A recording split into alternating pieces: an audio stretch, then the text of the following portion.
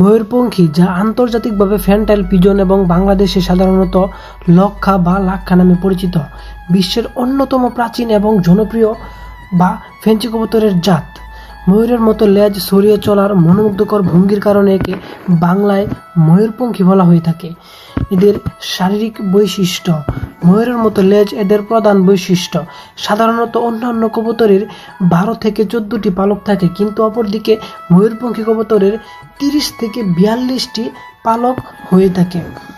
ময়ূরপঙ্খী কবুতরের বুকের গঠন। হাঁটার সময় এরা বুক ফুলিয়ে চলে এবং এদের মাথাটি পেছনের দিকে লেজের সাথে প্রায় লেগে যায়, যা দেখতে অসম্ভব সুন্দর লাগে। ওজন ও উচ্চতা। এদের গড় উচ্চতা প্রায় 11 ইঞ্চি এবং গড় ওজন প্রায় 360 থেকে 70 গ্রাম হয়ে থাকে। ময়ূরপঙ্খী কবুতরের রঙের বৈচিত্র্য। আমাদের দেশে সাধারণত সাদা, কালো, হলুদ, সুরমা, গ্রে, সিলভার এবং সিল্কি ফ্যান্টাইল সহ বিভিন্ন রঙের ময়ূরপঙ্খী কবুতর দেখা যায়। বংশবৃদ্ধি এবং জীবনচক্র।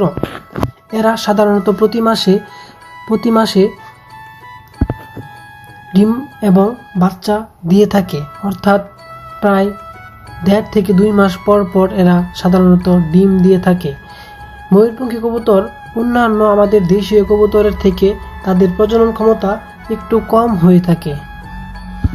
এরা ডিম পাড়ার 18 থেকে 21 দিনের মধ্যে ডিম থেকে বাচ্চা ফোটায়।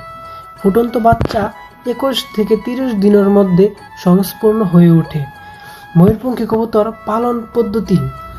এই কবুতরগুলো অত্যন্ত শান্ত এবং গৃহপালিত স্বভাবের হয়ে থাকে। এদের রোগবালাই এবং মৃত্যুর হার অন্যান্য ফেন্সি কবুতরের চেয়ে কিছুটা কম, যার ফলে নতুন বা কম অভিজ্ঞ খামারিরাও এই কবুতর খুব সহজেই পালন করতে পারে।